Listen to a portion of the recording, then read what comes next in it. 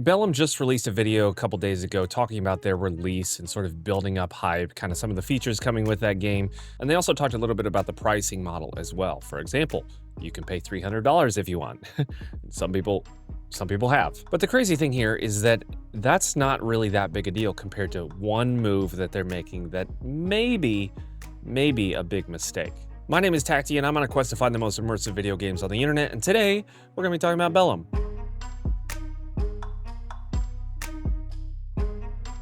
Let's talk about Bellum though. What is Bellum? If you have not heard of it before, it is a first-person multiplayer PvP milsim tactical shooter being developed by Karmakut. If you haven't heard of him, he's a milsim YouTuber kind of guy, does a lot of content on that, and that's really where he got his following to kind of develop this game. So he's well known in this community. He's really narrowed down this niche, and now he's making his dream game in this niche. Not only that, but a couple other people you might recognize have come aboard on the team. You've got Operator Drewski and Wendigoon. These guys must have seen something special in the project and they're like, hey, we want to put our money into this. We want to be an advisor for this. So that's actually good. That means that they saw something with their brains, with sort of the things that they've seen, the things that they've experienced. They looked at this game or they've tested this game and they're like, you know what? Let's put our money here. I think it's going to be a success.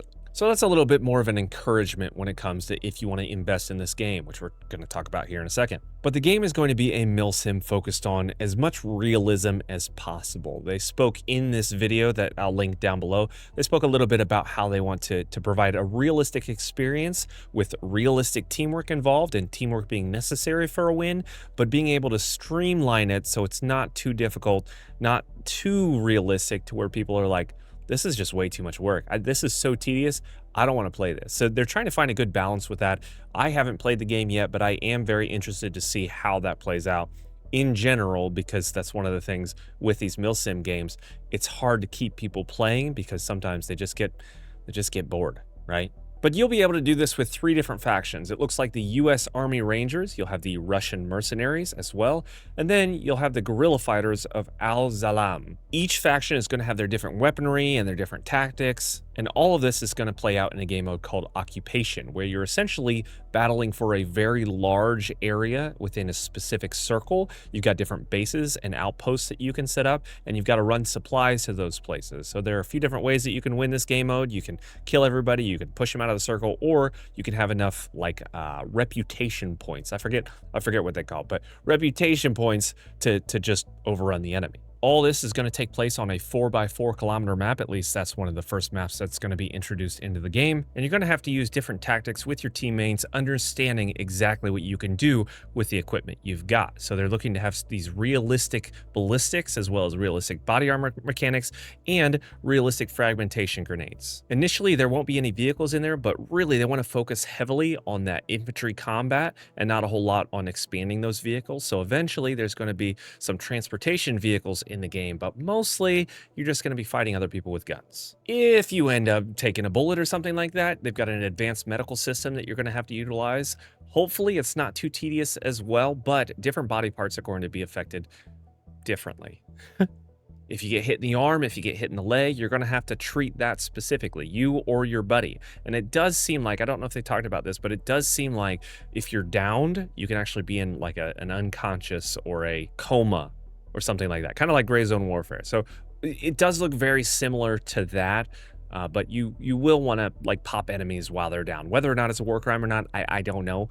Who cares? But definitely pop those enemies while they're down. And there is going to be some cool mechanics that maybe other games don't do. Like, for example, this crew mechanic where you have to belt another round right onto the belt-fed machine gun so that your teammate can keep going. That's something that I don't think any other game has. It's kind of a cool little feature, but if you're the LMG or the machine gunner guy, you can use that. Eventually, they're going to bring things like drones into the game as well, and different command units, and different ways to e-war against people, and some construction. Eventually, they're going to be bringing all of that into the game. But I'm not really here to explain everything that's going on with this game and what you get for your money. Instead, I want to talk about an interesting choice, a couple interesting choices that they've decided when it comes to the launch here. But first and foremost, let's talk about how they're planning on releasing the game, because According to their roadmap there, it's coming around this fall, winter area there. So, you know, November or September, one of those areas there, they're hoping to release then into their early access. But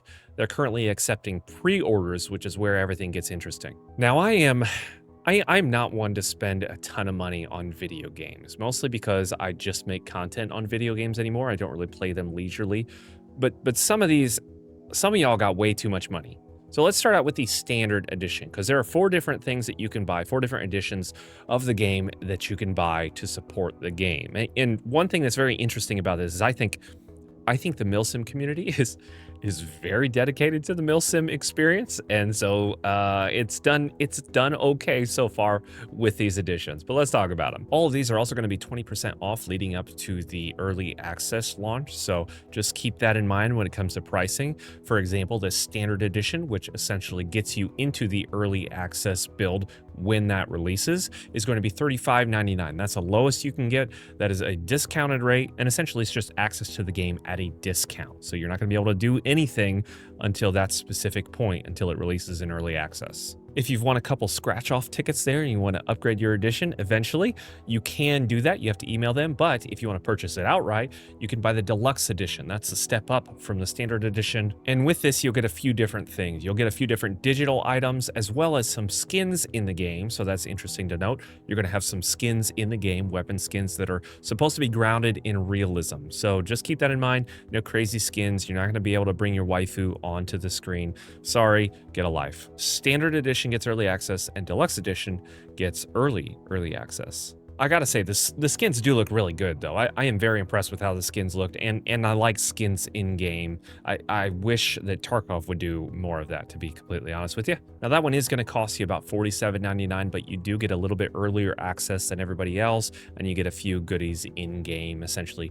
and all digital. So there's that. If you want to do that. If you want to show off just a little bit, but can't quite compete with the big boys yet, you can buy the supporter edition. And with this, you'll get everything in the other tier, along with a bunch of other weapon skins. You'll get priority in the server queues. You get a special Discord role if you participate in stuff like that. And they're going to have a wall in the game with everybody's name that are supporters and above. So that's, you know, that's kind of a cool thing. Not enough to get me to pay $100, but that's, you know, teach their own. I'm good with standard. Full disclosure, I haven't bought too many games within the past few years because I'm a content creator and I don't buy a lot anymore. They send them to me because they want me to try it out, and that's just their marketing technique. So that may be the case here. I don't know. I like Karma. We're colleagues. We're not like friends or anything, but I've always supported him. He's a good dude as far as I can tell. And then, okay. Hold on to your panties, okay? And then you can purchase the Founder Edition. If you want to purchase the Founder Edition for $500, stop. I misspoke here. It's only $300. That's my bad.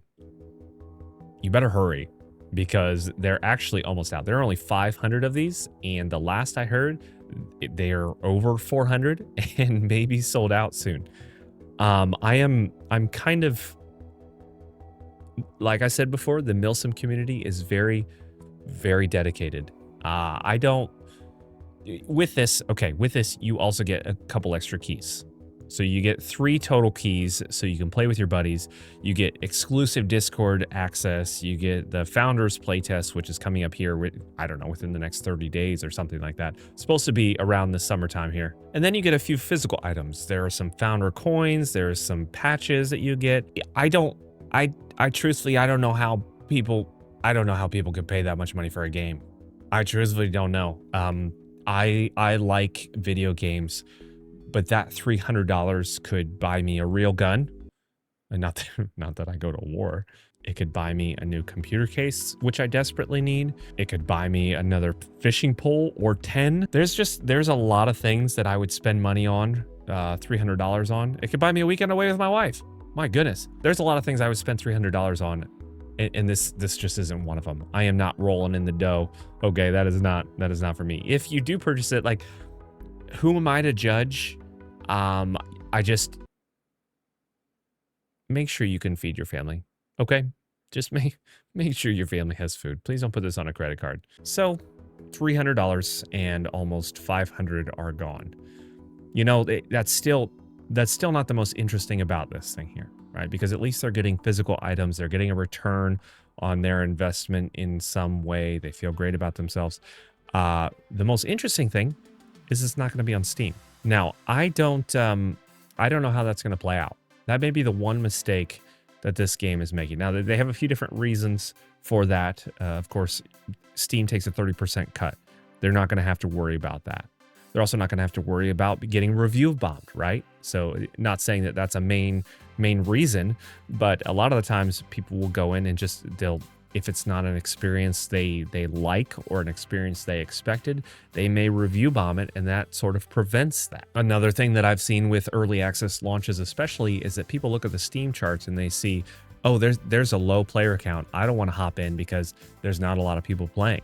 And then even though they want to, they're just, they don't, because they're like, well, maybe I'm not going to find a game. And then people don't play or start playing because they see the player count is low, which will, not bring up the player count again. And it's just, it's tough. It's tough looking at those Steam charts and having all those things to essentially review and base your decision on. So I don't know. Maybe that's not, I don't know. They explain it in the video as well. They want to do a few things like a rental of a key. If you want to play the game for, let's say, a week or a month, you can rent the game to see if you want to go all in and spend all, it'll be like $40 at launch, and spend all $40 or something like that. And along with that, they're going to be hosting their own servers here. Now, there is no mod support yet. They're not planning on mod support. They want to complete the game and have a finished product. But I think... according to this, I'm sorry, this just blows my mind. How many people bought this Founders Edition? I think it just proves that the milsim niche is very, very supportive of projects, and they're hungry for more milsim experiences, and they're not getting that right now in very many places. There's Arma, there's Arma 3, Arma Reforger, and there's Squad. But other than that, there's not a whole lot that's bringing something like this to the table. At least not completely. A lot of them are going to have their different perks and everything like that. So I think that the milsim genre, people who enjoy milsim are very dedicated to each other. And also it goes along with, there's a lot of teamwork in these games. So maybe there's a little bit of a psychology thing going on there. They're heavily invested in teamwork, heavily invested in the game. So I'm just, it'll be interesting to see. It'll be interesting to see. And don't get me wrong. Like, Karma, if you're watching this, I'm not trying to diss the game at all. Some of the decisions maybe might not work out, but they seem to be doing okay so far. And financially, I am not the one determining how things should be monetized in video games. I have my favorites. However, I understand it's a little bit harder when it comes to these milsim games, and I guess this pre-order is what you've decided to go with. And look, I'm always hoping for these indie projects to succeed, because I want games to do really well, especially Karmakut. Like I said, he seemed like a nice guy, so I really do want his project to do well. So yeah, the community though, they are all on board. I need some friends like that, I tell you what. But if you are planning on purchasing this, if you have seen some of his videos online or Operator Drewski's or whatever, just know that some of those things are very, very stylized, very creative to show specific points in the game. So if you've never played milsim before, just be careful with your money here, because there will be a lot of downtime. There's going to be a lot of downtime. There may be a time when you have to go run supplies, and you do that for 45 minutes.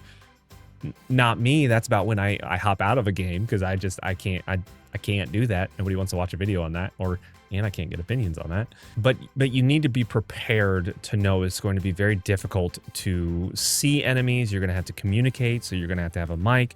You're going to have to really be slow and accept slowness. So if you decide to hop in, just know it's not going to be a Battlefield experience. It's not going to be an intense all-around experience. You may have those moments of intensity, but just know that before you purchase the game. And also know that it's going to be early access. I have been through enough early access launches that to know that it's probably not going to go amazing on that day one, and it's probably not going to be an amazing project day one. Maybe I'm wrong. Maybe Karma just has nailed it here.